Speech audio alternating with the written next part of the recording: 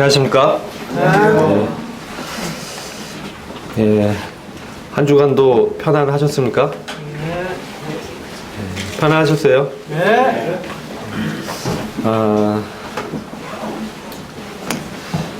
이제 그리스도인들은 이 세상을 이방인과 나그네로 통과해 나가고 있습니다. 그러다 보면은 이 세상이 녹록지 않다라는 것을 많이 발견하게 되고, 여러 가지 어려움과 시험이 또 만날 때 주님을 부를 수밖에 없는 그런 상황에 처하게 되기도 합니다. 그래서 성도가 이렇게 모여서 주님의 이름을 부르고 주님의 말씀을 함께 나누는 것이 얼마나 복된 일인지를 생각하게 됩니다. 오늘 이 시간은 제가 지난번에 요한계시록 4장을 하다가 이제 잘 못 나갔는데요. 이어서 계속 교제를 하도록 하겠습니다. 오늘 말씀은 요한계시록 4장 말씀입니다. 요한계시록 4장은 이제 교회가 주님 앞으로 들려 올라간 이후에 하늘에 펼쳐진 보호자의 그 장면을 저희들에게 설명해 주고 있는 그런 것입니다.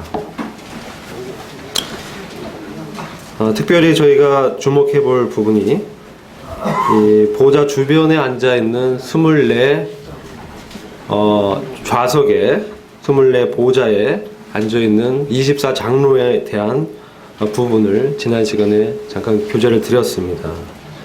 24 장로는 교회를 대표하는 그러한 장로들이라고 제가 말씀을 근거해서 설명을 드렸고, 지금 이 장면은 이 환란이 진행되기 이전에 이미 교회가 주님의 보호자 앞에 상을 이미 받은 채로 앉아있는 그런 모습이라고 말씀드렸습니다. 이 4절 말씀을 잠깐 보시겠습니다. 제가 읽겠습니다. 또 그 보호자 주위에는 24 좌석이 있는데 내가 본 그 좌석들에는 흰 옷을 입은 24 장로가 앉아있고 그들은 금으로 만든 면류관을 머리에 썼더라. 네, 지금 이 프레젠테이션을 잠깐 주목해 보시면 가운데 우리 아버지 하나님의 보호자가 빛나게 비추고 있습니다. 그 주변에 보시면 24 장로가 역시 그 보호자들 위에 앉혀져 있는 것을 보게 됩니다. 지난 시간에 이것은 이미 이 교회가 환란이 진행되기 전에 주님의 그 능력으로 순식간에 변화돼서 올라가셔서 주님을 대면하고 있는 것이라고 말씀을 드렸습니다. 또한 에베소서 2장에 보면은 사도 바울이 교회의 자리에 대해서 어떻게 말씀하고 있습니까? 이미 하늘의 우편 보호자에 앉혀져 있는 존재로 교회의 영적인 자리라고 말씀드렸습니다. 그러나 지금 이 장면은 이미 교회가 하늘의 이 보호자들, 주님의 보호자를 중심으로 좌우에 앉혀져 있는 것이라고 말씀드렸죠. 근데 주목할 것은 이미 그들이 흰 옷을 입고 있고 금으로 만든 면류관을 머리에 쓰고 있다는 것입니다. 이것은 어떤 의미입니까? 이 면류관은 어떤 때 받게 되죠?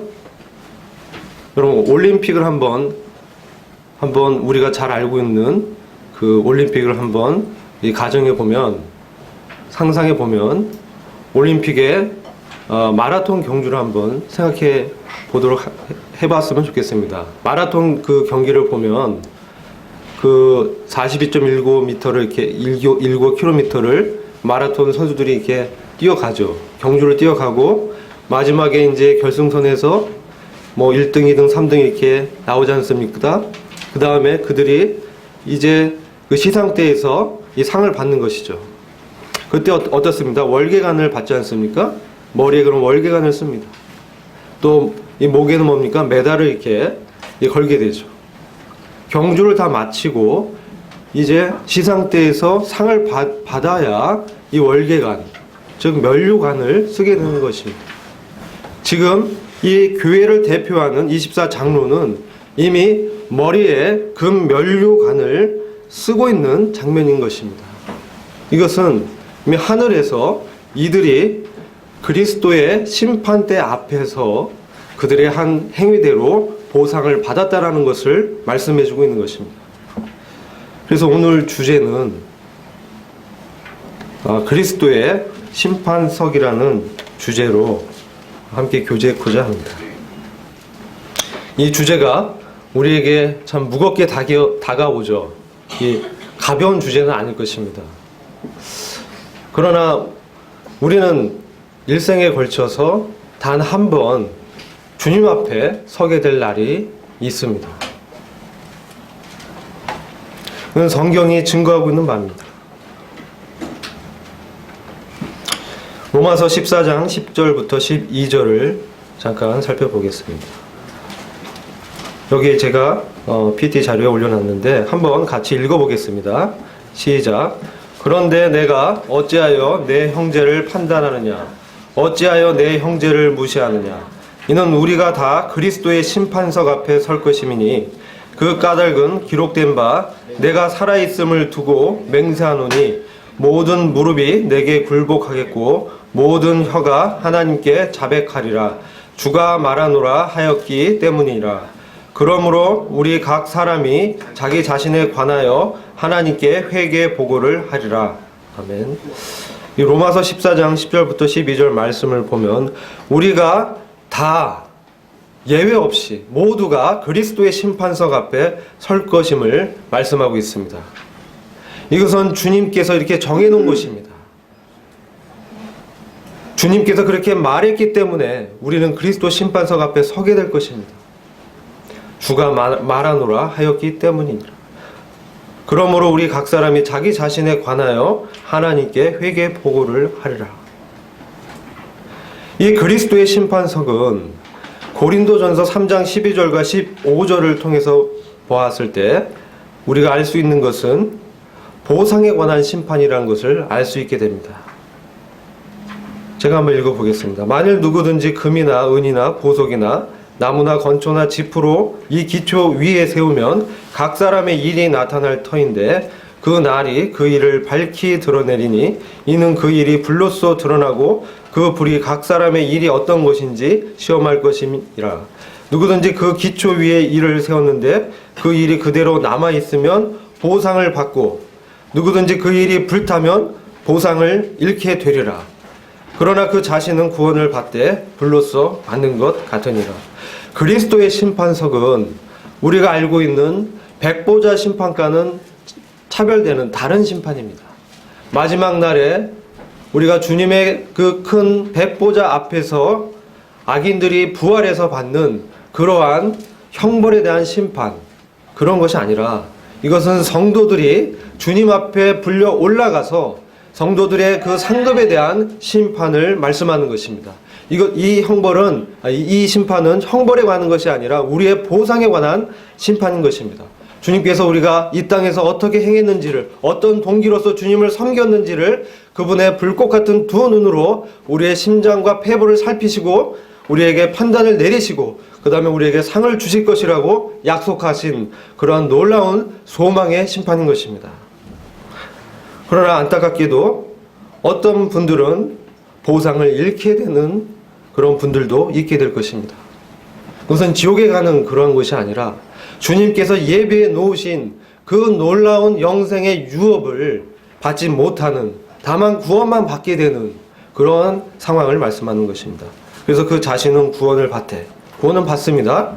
근데 불로써 받는 것 같으니라. 그의 공력이 다 불타 없어져 버리고 그의 몸만 구원을 받는 그러한 상황을 말씀해 주고 있습니다.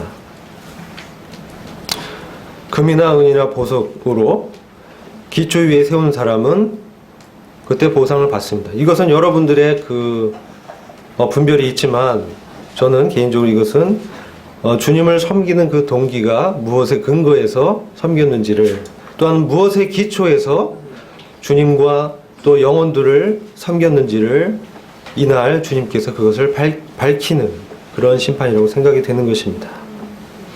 나 자신의 이익과 나 자신의 이름을 위해서 만일 주님을 섬기고 영혼을 섬겼다면 그것은 나무나 건초나 짚으로 집을 세운 것과 다름이 없는 것입니다. 그것은 다 불타 없어져 버릴 것입니다.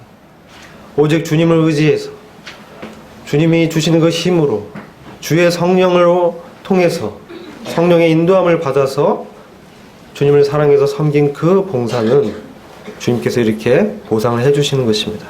우리는 알 수 없습니다. 그러나 주님은 그것을 알 수가 있는 것입니다. 고린도후서 5장 9절부터 10절은 이렇게 또 말씀하고 있습니다.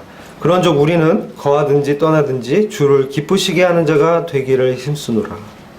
이는 우리가 다 반드시 그리스도의 심판대 앞에 드러나 각각 선악간에 그 몸으로 행한 것을 따라 받으려 함이라. 자, 이 고린도후서 5장에 있는 말씀은 선악간에 그 몸으로 행한 것을 따라 받으려 함이라고 말씀하고 있는 것입니다. 몸으로 행한 것에 따라 주님이 판단하시는 것입니다. 그래서 여기 또 기준이 뭐죠? 선악간에. 선은 무엇입니까? 영원한 것에 가치를 두고 몸을 드리는 것입니다.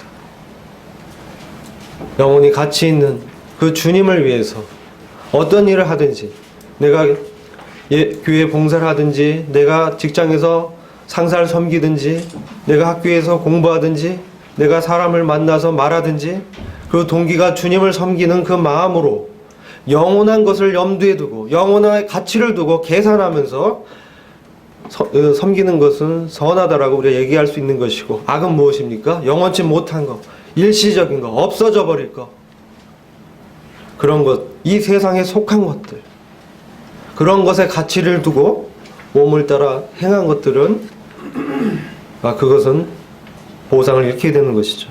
그것은 주님을 기쁘게 하는 것이 아닙니다. 여기서는 우리가 거하든지 떠나든지 주님을 기쁘시게 하는 자가 되기를 힘쓴다고 바울이 이렇게 말씀하고 있는데, 주님을 기쁘시게 하는 그 동기가 주님을 바라보면서 세상 사람을 상대하지만 이 세상 사람을 만나게 한 사람이 바로 주님이라는 그 믿음으로, 직장에서 상사가 어렵게 할 때도 주님께서 허락하셨으니까 그런 믿음으로 견뎌내는 것입니다.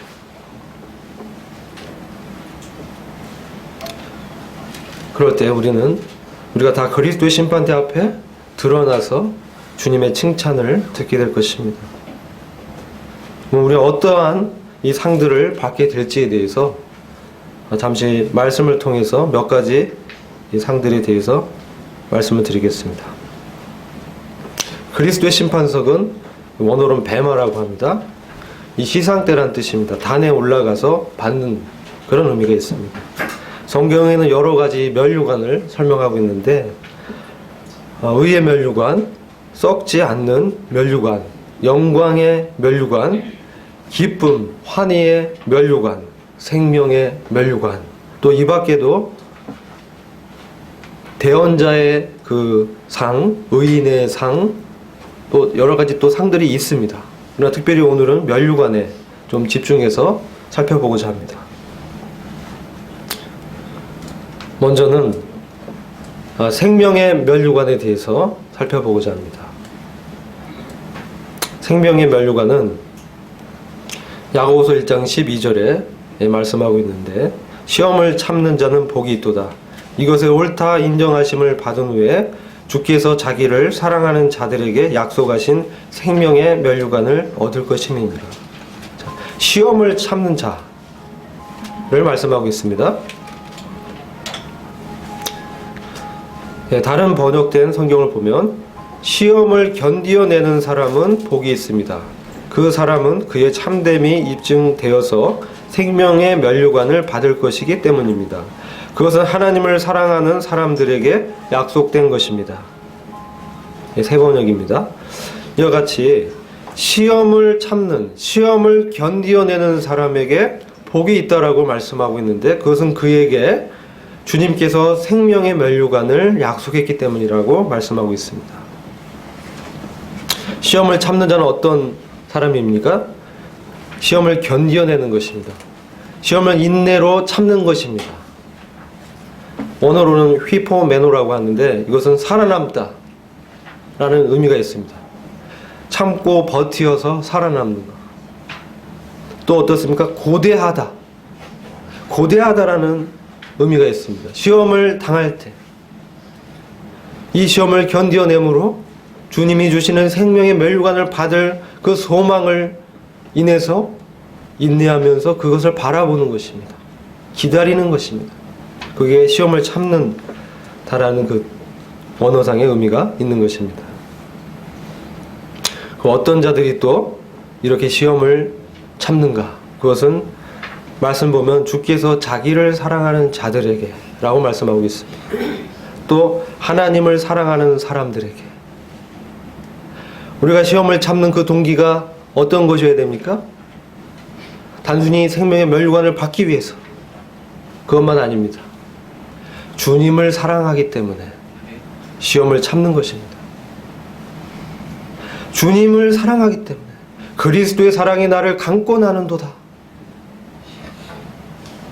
주님의 사랑을 아는 사람은 나와 같은 죄인을 받아주신, 나와 같이 진창에 빠진 죄악 중에서 나를 건져주신 그 주님을 바라볼 때 나 같은 죄인을 받아주신, 용납해주신 그 주님을 우리가 묵상할 때, 우리가 넘어질 때 나와 같은 자를 일으켜주시는 그 주님을 기억할 때 우리는 그 주님을 사랑하지 않을 수가 없는 것입니다.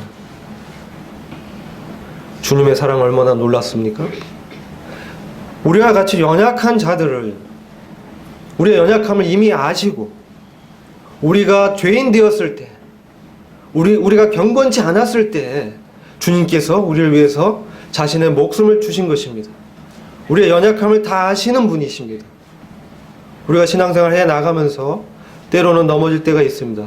그러나 주님은 그것까지 다 아시고 우리의 모든 것을 다 아십니다. 그럼에도 불구하고 주님은 자신의 몸을 주신 것입니다. 고린도전서 13장 7절 보면은 사랑에 대해서 말씀하고 있습니다. 사랑은 오래 참고, 또 사랑은 뭡니까? 모든 시험을 견디어내는 것입니다. 그래서 이 시험을 견디어내는 이 성도는 주님의 사랑을 아는 자입니다. 주님의 사랑을 아는 자는 어떻습니까? 나를 사랑하는 자는 나의 계명을 지키느니라. 주님의 계명을 지키는 것입니다. 마음에 품는 것입니다. 마음에 품고 그 주님의 말씀을 묵상하고 주님의 약속을 기억하면서 주님과 함께 시험을 이겨내는 것입니다. 주님의 임재를 통해서 시험을 경험할 때 영혼을 바라볼 수 있는 그러한 시각을 우리가 갖출 수가 있는 것입니다. 계시록 2장 10절에는 이런 말씀이 있습니다. 내가 장차 받을 고난을 두려워 말라. 볼지어다 마귀가 장차 너희 가운데 몇 사람을 옥에 던져 시험을 받게 하리니 너희가 10일 동안 환난을 받으리라. 내가 죽도록 충성하라. 그리하면 내가 생명의 면류관을 내게 주리라. 이것은 서머나 교회에 주님이 주신 이 약속인데, 여기서 보면 이 고난 가운데 있는 교회에게 주님이 생명의 면류관을 약속하고 있습니다. 지금도 우리는 믿는 것이 금지된 나라에서 고난 가운데 있는 성도들을 종종 그들의 소식을 듣게 됩니다. 특별히 중국이라든지 또한 이슬람권이라든지 여러 이런 나라들에서 지하에서 알지 못하게, 사람들 모르게 이와 같이 모이고 있는 교회들이 있습니다. 때로는 목숨의 위협을 받기도 합니다. 요즘 IS란 집단이 이 매스컴에 나타나죠. 사람들을 잡아서 이 목을 베서 죽여버립니다. 언제 그들이 이러한 이 순교를 당할지도 모르는 것입니다. 그러나 주님께서 약속하셨습니다. 이 환난은 열흘 동안이다. 10일 동안이다. 기간을 정해놓은 것입니다. 그것은 주님이 주관하시는 것입니다. 주님의 계획 가운데 있는 것입니다. 죽도록 충성하라. 죽음을 각오하고 말씀을 지키는 것입니다. 죽기까지 충성하라. 죽기까지 신실해라. 죽기까지 믿음을 지켜라, 이런 말씀입니다. 우리가 죽음을 각오하고 죽기까지 믿음을 지킬 수 있는 그것은 왜 그렇습니까? 이 세상이 죽음만으로 끝나는 것이 아니기 때문에 그렇습니다. 이 생명의 면류관은 다른 말로 말씀드리면 영생이라는 상급입니다. 영생이라는 상급을 약속하신 것입니다. 그냥 영원히 사는 그런 의미를 초월해서 이 영생은 무엇입니까? 주님과 함께, 주님과 같이 부활해서 그분의 영광에 들어가는 것입니다. 주님이 지옥과 음부의 열쇠를 갖고 계십니다. 주님이 지옥과 사망의 권세를 이미 갖고 계십니다. 사망을 넘어서, 저 넘어서 주님이 계신 것입니다. 그러나 주님은 성도를 그것을 통과하게 하십니다. 왜 그렇습니까? 더 좋은 것을 주시기 위해서, 더 영광스러운 것으로 그에게 복을 주시기 위해서 우리에게 시험을 경험케 하고, 때로는 고통을 경험케 하고, 때로는 죽음까지도 통과하게 하는 것입니다. 주님이 그 길을 가셨습니다. 주님이 부활의 첫 열매가 되셨습니다. 그래서 그리스도 안에 있는 자들은 이제 어떠한 경우든지 우리는 그분의 첫째 부활의 영광에 들어가는 것입니다. 이러한 소망이 분명하다면 우리는 그 주님의 사랑을 기억하면서 주님이 주실 그 영생을 바라보면서 우리가 경험하는 이런 어려움들, 시련들을 이길 수가 있는 것입니다. 로마서 8장 25절 보면 보이지 않는 것을 바라면서 참으면서 기다린다라고 말씀하고 있습니다. 지금 이 피조물도 고통 가운데 있습니다. 왜 그렇습니까? 이 세상이 아담의 범죄로 말미암아 저주받아서 땅이 저주받았죠. 그래서 우리가 열심히 노동을 해서 땀을 흘려야 소출을 얻을 수 있습니다. 그 이전에 에덴의 낙원에는 땀을 흘리면서 열심히 해야 소출을 얻는 것이 아니라 자연스럽게 그다지 노동을 하지 않아도 열매가 열리는 정말 낙원이었습니다. 그리고 피조물도 어떻습니까? 양육강식이죠. 이 피조 세계의 원리는 양육강식입니다. 강자가 약자를 먹는 것이죠. 육식동물이 초식동물을 먹는 것입니다. 우리 사람의 사유도 어떻습니까? 사람이 사람을 먹진 않지만 마찬가지의 원리가 통합니다. 강한 자가 약한 자를 정복하는 것입니다. 이것이 이 세상의 원리입니다. 그래서 주님의 정의가 없습니다. 사람들의 이 기준에 따라서 선악이 분별이 되는 것이죠. 그렇지만 우리는 보이지 않는 하나님의 나라와 영광을 바라보는 것입니다. 주님을 바라보면서 참을 수가 있는 것입니다. 여러 가지 시험이 있습니다. 이 야고보서는 특별히 여러분들이 잘 아는 예수 그리스도의 형제 야고보 장로가 쓴 편지라고 분별이 됩니다. 이 야고보 장로가 이제 1장 12절에서 시험을 참는 자는 복이 있도다라고 각 지역에 흩어져 있는 12지파에게 편지를 쓴 것이 야고보서입니다.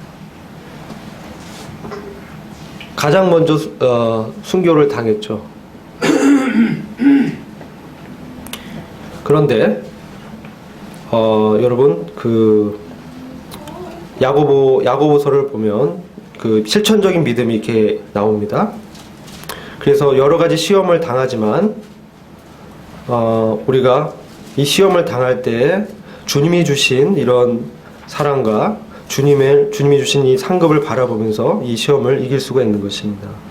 때로는 보이지 않지만 우리가 참으면서 기다릴 수가 있는 것입니다.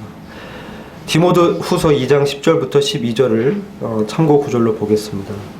주와 함께 죽었으면 주와 함께 살 것이요 참으면 함께 왕노릇하리라.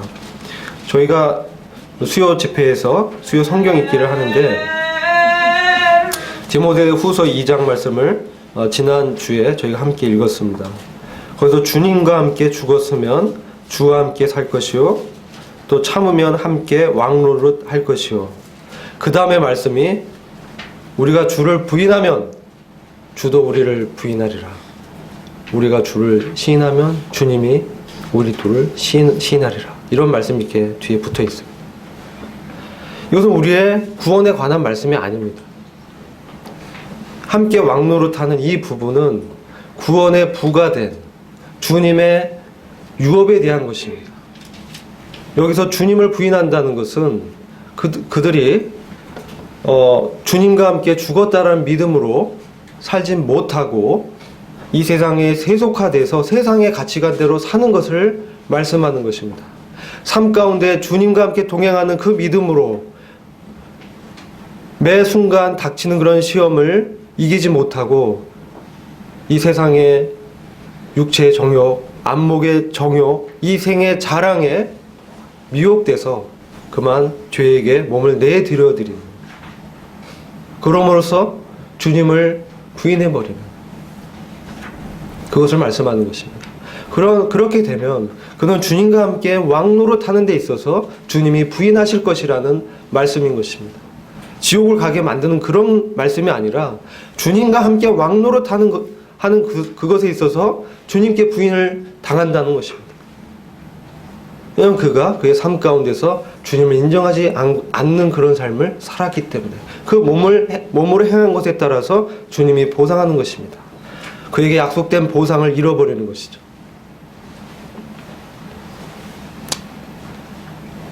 또 이 생명의 면류관은 정말 죽기까지 신실한 순교자들에게 약속이 된 것입니다.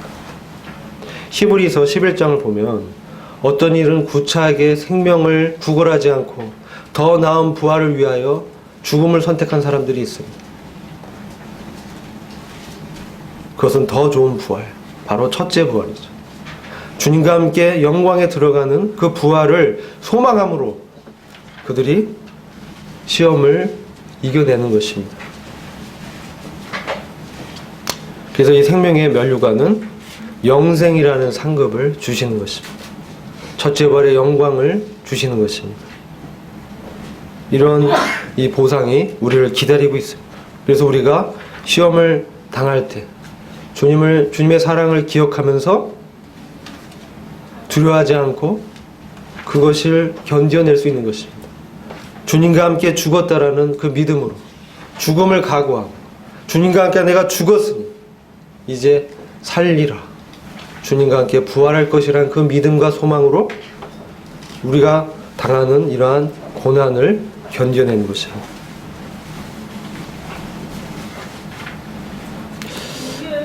하여튼 이 야고보서의 저자에 대해서는 여러 가지 그 분별이 다르기 때문에 요한의 형제 야고보도 있고 주님의 형제 야고보도 있습니다. 어찌 됐든 그 야고보가 지금 이와 같이 12 그 지파에 흩어져 있는 그리스도인이면서 유대인 사람들에게 편지를 이렇게 보낸 것입니다. 그래서 유대인들에게 흩어졌죠. 예루살렘에는 이 사도들이 남아 있었습니다. 그리고 흩어진 그 그리스도인 유대인들은, 즉 유대인이지만 그리스도교로 개종한 사람들은 흩어져서 엄청난 그 핍박과 환난을 당하게 되는 그런 상황에 있는 상황에서 야고보가 그들에게 이렇게 편지를 쓴 것입니다. 그런 시험을 견뎌내라. 너에게 복이 있다. 너에게 영생의 면류관이 약속돼 있다. 오늘날도 마찬가지죠. 많은 그리스도인들이 각 처소에서, 직장에서, 우리나라만 해도 이렇게 흩어져서 이 일주일간을 지내는 것입니다. 여러 가지 시험을 당하게 되는 것이죠. 우리 신약 성도인 교회가 어떻게 이 말씀을 적용할 수 있습니까? 우리가 매번 만나는 그 환경 가운데서 주님을 부인하지 않고 얼마든지 우리가 육신으로 행할 수 있는데 육체의 정욕 따라 행하지 않고 그것을 부인하면서 주님을 사랑하는 마음으로, 그 사랑으로 주님의 말씀, 내 마음에 들려오는 그 성령의 음성에 순종하는 것입니다. 그럼으로써 시험을 견뎌내는 것입니다. 이와 같은 것이 바로 순교자의 믿음이죠. 주님이 약속하셨습니다. 이것은 10일 동안이다. 정해져 있다. 주님 오시면 보상해 주시는 것입니다. 히브리서 12장 3절에 너희가 피곤하여 낙심치 않기 위하여 죄인들의 이같이 자기에게 거역한 일을 참으신 자를 생각하라. 우리가 때때로 시험을 견뎌내는데 이 세상에서 우리가 만난 여러 가지 고난과 어려움이 있습니다. 때로 그것을 견뎌내고 주님이 주신 사랑으로 그걸 기억하면서 이겨가기도 하지만 때론 참으로 마음에 낙담이 되기도 합니다. 아, 이게 언제 끝날까? 참 피곤합니다. 끝나지 않죠. 매일 보지 않습니까? 직장에 나가면 매일 봅니다. 때론 보고 싶지 않은 얼굴도 있죠? 저만 그런가요? 안 그렇습니까? 그렇죠. 우리와 영이 다른 사람들은 생각하는 가치관이 다릅니다. 그리스도의 영이 없으면 우리가 참으로 화목하기가 어렵습니다. 단지 이 동참하되 정말 다른 꿈을 갖고 있죠. 낙담이 되죠. 피곤합니다. 근데 주님이 이와 같이 말씀합니다. 죄인들의 이같이 자기에게 거역한 일을 참으신 주님을 생각하라. 우리 주님이야말로 얼마나 참 피곤하셨겠습니까? 얼마나 낙심되지 않았을까요? 주님은 이스라엘의 진정한 왕이고 하나님의 아들이시고 메시아시고 정말 하나님의 본체신데 십자가에 못 박아라. 이렇게 우리 주님에 대해서 얘기하고, 이는 바알세봇 집힌 자다. 귀신을 내쫓으니까 우리 주님에게 바알세봇 집힌 자다. 귀신 들린 자다. 우리 주님의 죄명이 신성 모독죄입니다. 주님을 결정적으로 십자가형으로 넘기게 한 것은 주님이 자신을 하나님과 동등대히 여기는 말씀을 하셨기 때문입니다. 내가 바로 그니라. 내가 아브라함 이전부터 있었느니라. 내가 아버지로부터 받아서 말씀한다. 아버지가 일하기 때문에 나도 일을 한다. 유대인들이 그것을 절대 믿지 않았습니다. 유대인들은 우리 주님을 그저 선지자요 선생으로 여긴 것입니다. 그래서 영광의 주를 십자가에 못 박았습니다. 왜요? 자신 하나님의 아들이라고 말씀하니까 그들이 받을 수가 없었습니다. 그들이 생각한 메시아는 로마로부터 그들을 구원해 줄 정치적 지도자였습니다. 다윗 왕과 같은 그런 자였습니다. 근데 주님은 그러지 않았습니다. 원수를 사랑하라고 하셨죠. 병든 자를 치료해 주시고 긍휼과 자비가 풍성한 그런 분이셨습니다. 주님이 그런 유대인들과 같이 계시면서 얼마나 피곤하고 때로는 주님의 마음이 민망히 여기셨다는 말씀이 있지 않습니까? 주님이 굉장히 민망히 여기시고 때로는 눈물을 흘리셨다고 말씀하고 있습니다. 어떤 때죠? 네? 나사로를 살렸습니다. 근데 마리아와 마르다가 믿지 않았죠. 너가 믿으면 네 오라비가 살리라. 네, 마지막 날에 그가 살아날 줄 내가 믿사옵나이다. 내가 곧 부활이요 생명이니 나를 믿는 자는 죽어도 살겠고 또 영원히 죽지 아니하리라. 내가 이 말을 믿느냐? 네, 믿습니다. 그렇게 말은 믿는다고 얘기합니다. 근데 주님께서 무덤에 가서 이제 무덤에 돌을 치우라고 할 때 마르다가 뭐라고 합니까? 주님, 시체가 썩어서 냄새가 진동합니다. 사흘이나 지났습니다. 이게 어떤 말입니까? 이미 그와 같이 썩어서 살릴 수가 없다는 거예요. 냄새가 나는 거예요. 그 마음에는 부활에 대한 믿음이 없었어요. 주님이 그런 것을 보고 통분히 여기셨어요. 민망히 여기셨어요. 참으로 낙심하셨겠죠. 근데 주님 어떻습니까? 멈추지 않으셨습니다. 주님이 아버지의 영광을 드러내기 위해서, 우리 주님을 하나님의 아들로 믿게 하기 위해서 그런 사건을 주님이 허락하셨다고 말씀하고 있지 않습니까? 나사로야 나오너라. 나사로야 나오너라. 한마디 말에 죽었던 나사로가 나흘이나 지났는데 그가 걸어 나오는 것입니다. 죄인들의 이같이 자기에게 거역한 일을, 주님을 믿지 않은 일들을 주님의 일들을 회방한 이런 백성들을 주님이 참으셨다는 겁니다. 언제까지 참으셨습니까? 십자가에 달리시기까지 참으셨습니다. 너가 내려오면 내가 너를 믿어주겠다. 이렇게 얘기하는 그 유대인들 지도자를 보면서 아버지여 저들의 죄를 용서하옵소서. 저들이 하는 짓을 알지 못하나이다. 그분을 생각합니다. 우리가 때로 낙심할 때 나와 같은 죄인을 십자가에서 참으신 그분을 생각하는 것입니다.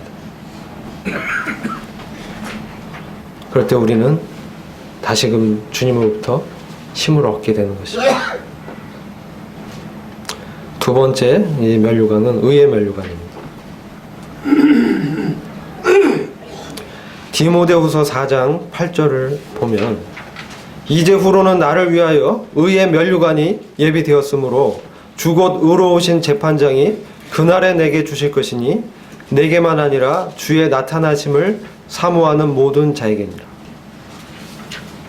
이제후로는 4장 7절에는 바울이 그의 영적인 아들 디모데에게 내가 달려갈 길을 다 마치고 믿음을 지켰으니 이제후로는 나를 위하여 의의 면류관이 예비되었다. 이렇게 말씀하고 있는 것입니다. 바울이 그의 믿음의 경주를 다 마치고 이제 그에게 사형 선고가 내려지고 얼마 안 있으면 사형을 당하는 그 시점에 그의 아들 디모데에게 편지를 쓰는 것입니다. 내가 믿음을 지켰다. 그래서 나를 위하여 주님이 의의 면류관을 예비하고 계시다. 얼마나 강한 확신입니까? 바로 의라는 면류관입니다. 이것은 우리가 구원 받을 때 죄 사함 받고 너를 의롭다 믿음으로 의로 여기심 받는 그런 의뿐만 아니라 이것은 실제로 그의 삶 가운데 주님의 의가 입증되어진 그런 의인 것입니다.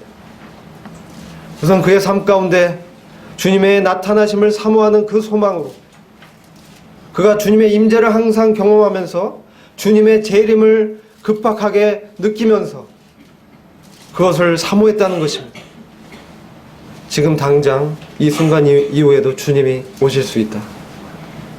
내가 그분의 심판대 앞에 언제든지 설 수가 있다. 내가 그 의로운 재판관 앞에 섰을 때 어떻게 그분 앞에 나에 관한 것을 회개보고할 것인가? 각자가 자기 자신에 관하여 회개보고를 하리라.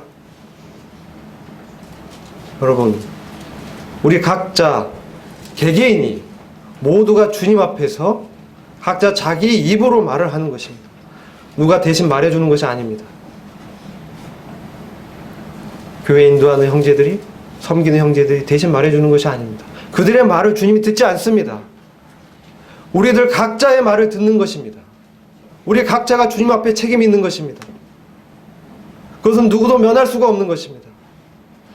그것은 우리의 영원 동안에 단 한 번 있는 것입니다. 두 번도 아닙니다. 단 한 번의 기회입니다. 단 한 번 주님 앞에서 내가 그동안 어떻게 주님을 섬겼는지를 말할 수 있는 기회가 단 한 번 주어지는 것입니다.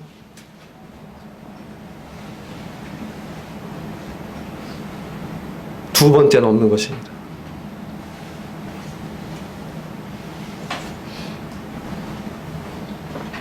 바울은 내가 이제까지 달려갈 길을 다 마쳤다. 주님이 내게 맡기신 일을 내가 다 마쳤다. 내가 믿음을 지켰다. 이렇게 말씀하고 있습니다. 이제 후로는 나를 위하여 의의 면류관이 예비되었다. 얼마나 바울의 신앙은 실질적입니까? 얼마나 개인적이고 인격적입니까? 그는 개인적으로 주님과 깊은 사귐 가운데 있었던 것입니다. 그래서 감히 의로운 재판장에게 나를 위하여 그 의로운 재판장이 의라는 면류관을 주실 것이다. 이미 예비되었다. 라고 강한 확신으로 말씀하고 있는 것입니다. 의의 면류관을 주실 걸 이렇게 얘기하지 않았습니다. 이미 예비되었다. 그리고 그 의로우신 재판장이 그날에 주님이 재림해서 우리가 모두 주님 앞에 불려 올려져서 그 심판대 앞에 설 그날에 내게 주실 것이다. 근데요, 바울 자기에게만 주는 것이 아니라 내게만 아니라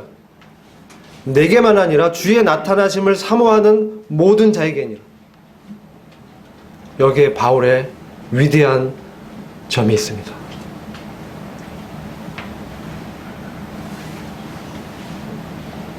어떤 점입니까?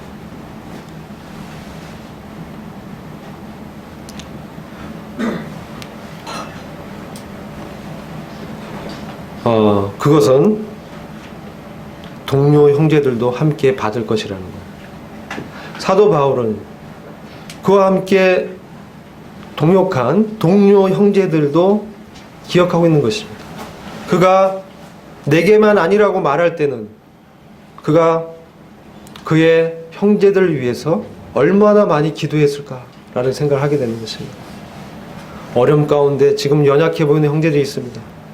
고린도 교회 형제들 얼마나 연약했습니까? 그러나 고린도 후서를 보면 바울이 그날에, 주님의 그날에 너희가 나의 자랑이 되리라, 이렇게 얘기하고 있습니다. 그리고 우리 또한 너의 자랑이 되리라. 완전히 하나 된 일치의식을 가졌어요. 차별적이 아닌. 바울은 항상 그의 형제들과 자기를 동일시 여겼습니다. 왜 그렇습니까? 그리스도 안에 있기 때문에, 주님과 함께 연합됐기 때문에, 주님께서 그들을 변화시킬 것이기 때문에, 또 그가 그들을 위해서 기도하고 있기 때문에 그렇게 말씀하고 있는 것입니다. 여러분,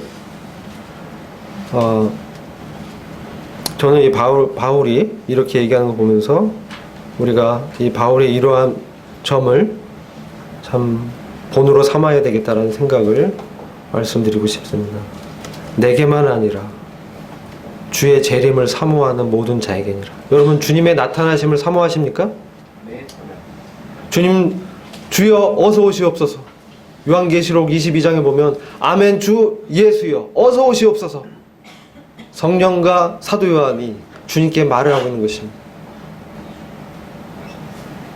주님의 오심을 갈급하게 사모하십니까? 좀 더 이때 오셨으면 좋겠는데. 때로 그런 생각이 들기도 하죠. 주님 조금만 더 늦게 오시죠. 제가 여기서 조금 더 다른 일을 해봐야 돼요. 제가 조금 더 다른 것 좀 해봐야 되거든요. 제가 아직 못한 일이 많거든요. 그런 생각이 드신다면 주의 나타나심을 사모하는 것이 아닙니다. 주님의 나타나심을 사모하면 그분과 깊은 교제 가운데서, 깊은 사귐 가운데서 주님만을 구하는 것입니다. 주님의 임재만을. 주가 언제 오실지 그것을 이제 깊이 생각하면서 그것을 준비하는 것이죠. 의의 멸류관은 실질적으로 우리의 삶 가운데 죽은 자 가운데서 부활한 그 믿음으로 사는 것입니다. 그런 자들이 주님의 의가, 주님의 의로움이 그의 삶 가운데 묻어나는 것입니다. 사도 바울의 복음에 항상 얘기하는 것이 5가지가 있었습니다. 사도행전을 보시면 사도 바울이 그 로마의 그 귀족들 앞에서 내가 죽은 자 가운데서 부활을 증거하기 때문에 이와 같이 잡혔습니다, 이렇게 증거하고 있습니다. 죽은 자 가운데서 부활은 어떤 부활입니까? 다른 사람들은 죽어 있는 것입니다. 다른 사람들은 땅에 묻혀져 있는 것입니다. 오로지 그리스도 안에 연합된 믿음을 가진 그 자만이, 다른 사람들은 죽어서 무덤에 잠들고 있는 그때에도 먼저 부활해서 주님을 대면하는 바로 그러한 소망을 가진, 그러한 부활의 소망을 가진 그런 믿음을 말하고 있는 것입니다. 이것이 뭡니까? 첫째 부활의 영광에 들어가리라는 그런 믿음입니다. 바울은 항상 이것을 얘기했습니다. 그리고 바울은 내가 의와 절제와 심판에 대해서 가르쳤습니다. 그리스도를 믿음으로 말미암는 의로 우리가 실제로 살아가는 것입니다. 그리고 절제하는 것입니다. 그리고 하나님의 심판을 염두에 두고 항상 행동하는 것입니다. 내가 그리스도의 심판대 앞에 언제든지 설 수 있다. 그 하나님의 나라를 위해서, 하나님의 왕국을 위해서 행하는 것입니다. 이게 사도 바울이 증거했던 복음의 핵심적인 내용들입니다.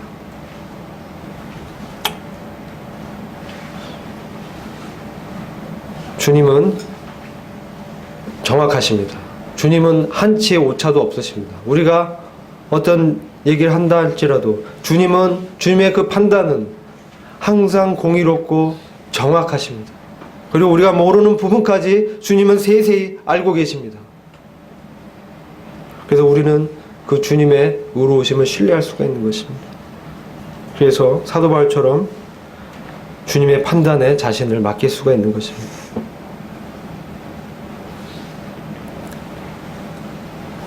어떤 자가 주님을 재림을 사모합니까? 네. 이 세상에서 참 좋은 것들이 많은 것 같아요. 이 미디어라든지 우리의 시각을 자극하고 우리의 촉각을 자극하고 촉각적인 이런 어떤 기쁨들을 주는 것들이 많습니다. 대중매체들 요즘 점점 더 문란해지죠. 그리고 이 세상 어떻게 변해갑니까? 점점 더 개인의 쾌락에 더 집중돼 갑니다. 진리가 점점 말씀되지 않고 있어요. 요한일서 3장 말씀 한 말씀 읽고 말씀 마치고자 합니다.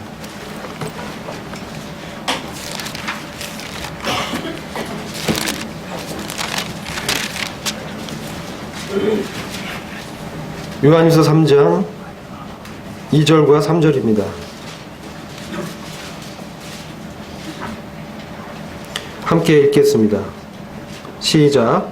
사랑하는 자들아, 이제는 우리가 하나님의 아들들이라. 우리가 어떻게 될 것은 아직 나타나지 아니었으나 그가 나타나시면 우리가 그와 같이 되리라는 것을 아노니 이는 우리가 그분 그대로 그분을 볼 것이기 때문이라. 그분 안에서 이 소망을 가진 사람은 누구나 그분이 정결하신 것처럼 자신을 깨끗게 하느니라. 아멘. 사도 요한이 이제 사랑하는 그의 형제들에게 편지를 쓰고 있습니다. 이제는 우리가 하나님의 아들들이라. 지금 우리가 하나님의 아들들이라는 것입니다. 우리가 하나님의 아들들이기 때문에 우리가 어떻게 될 것은 아직 나타나지 아니하였지만 주님이 나타나시면 우리가 그분과 같이 될 것이다 라는 것은 우리가 알고 있습니다 라고 말하고 있는 것입니다. 이는 우리가 그분 그대로 그분을 볼 것이기 때문입니다 라고 말씀하고 있습니다. 그분 안에서 이러한 소망을, 우리가 주님을 그분 그대로 대면하리라는 이 소망을 가진 자들은 어떻습니까? 그분이 깨끗하신 것처럼 자기를 깨끗게 한다라고 말씀하고 있는 것입니다.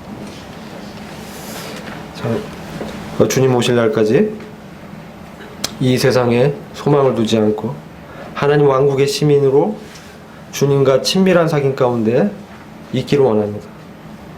이 세상은 불태워지기 위해서 보존되는 것입니다. 영원치 않습니다. 하나님의 나라가 영원한 것입니다. 영원한 것을 위해서 이 세상은 이방인요 나그네로 통과해 가는 것입니다. 이런 믿음으로 우리가 살면서 참 주님의 의를 드러내고 그날에 주님께 의의 멸류관을 받는 저와 이 대학로교회가 되기를 참으로 원합니다. 기도하겠습니다. 주님 감사합니다. 주님께서 오늘날 참 주님의 자녀들에게 다시 오시겠다는 약속을 또 말씀해 주시고 또 저희를 구원해 주실 뿐만 아니라 주님이